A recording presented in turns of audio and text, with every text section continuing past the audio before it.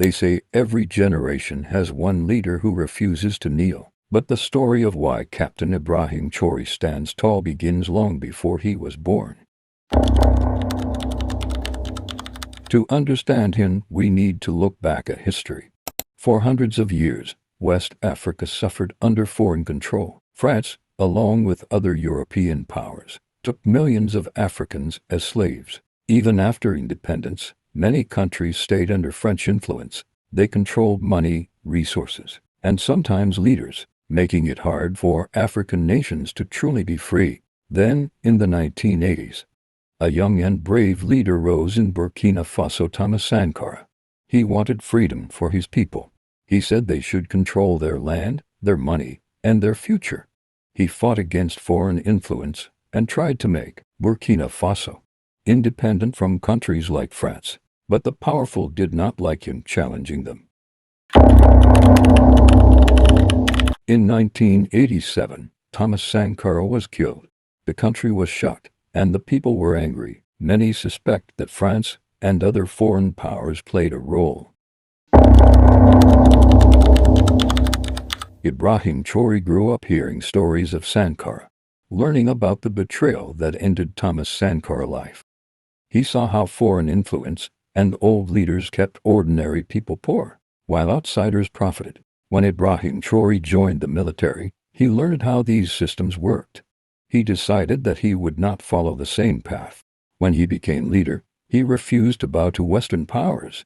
He rejected foreign interference, questioned unfair economic systems, and put his people first. Western countries called Ibrahim Traoré unpredictable, even radical.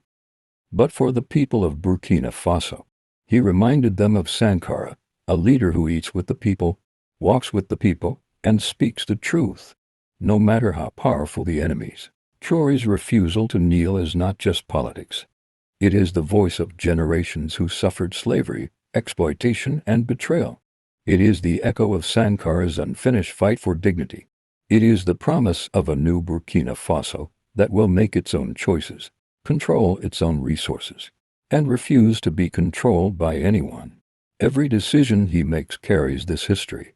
The world watches, some with hope, some with fear, but one thing is clear: Ibrahim Traoré will not bow, because he knows the cost of silence and the power of standing tall. And in standing tall, he reminds Africa and the world that freedom is not given. It must be defended. Traoré's story did not start on its own. He grew up in a country still struggling with political problems and foreign influence. The lessons of Thomas Sankara's life and death were always with him. He saw how foreign countries tried to control the government, how companies took resources without helping the people, and how leaders who followed foreign powers got rich while ordinary citizens stayed poor. When Traoré became a leader, the world noticed. Western countries, used to leaders who obeyed them, were nervous. But the people of Burkina Faso saw something familiar, the same spirit that Sankara had years ago. Traoré visited villages, talked with farmers, and focused on education and healthcare. He refused foreign aid that came with conditions, saying Burkina Faso would make its own decisions. Every speech he gave reminded people of history. Every policy reflected the struggles of the past. And every move showed that freedom is not easy, it must be protected. Standing up to powerful countries is dangerous. Traoré knew this. He knew that refusing to follow foreign influence could bring threats. He knew Sankara had died for challenging the system.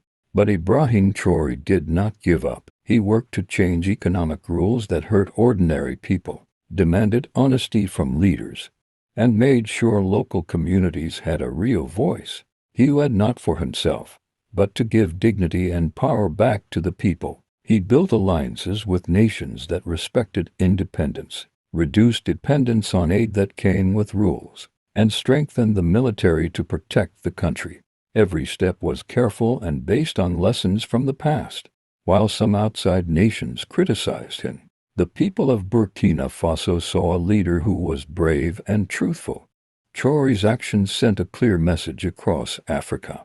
Leaders do not belong to foreign powers. A nation's future cannot be decided by outsiders. He showed that courage spreads, and that independence is more than politics, it is economic, social, and personal. Some try pressure, others criticize him openly, but Traore remains strong. Every decision he makes, every policy he sets, puts his people first. This continues the legacy of Sankara. Every act reminds the world that history cannot be erased. Even now, Traore focuses on the people's needs. He fights systems that have long helped outsiders while leaving his people poor.